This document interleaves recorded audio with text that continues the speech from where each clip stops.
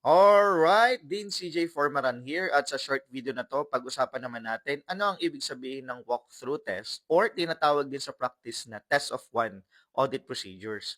So, ang walkthrough test ay part ng PSA 315 which is assessing the risk of material misstatements. And dito, inaalam natin or iniintindi natin yung internal control. So, part ng understanding the internal control.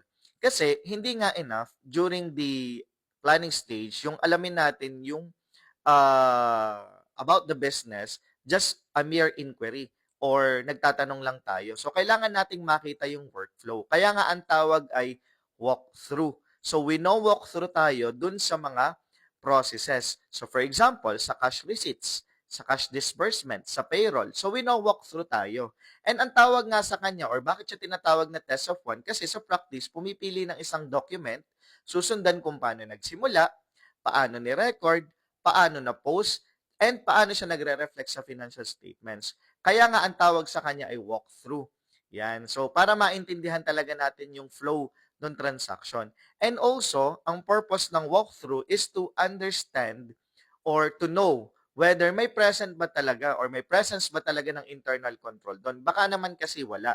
Okay, so hindi natin dito tinetest yung effectiveness ng internal control, but rather, tinitingnan natin kung may presence ng internal control for that specific transaction. Okay, so that's the purpose of walkthrough test or test of one.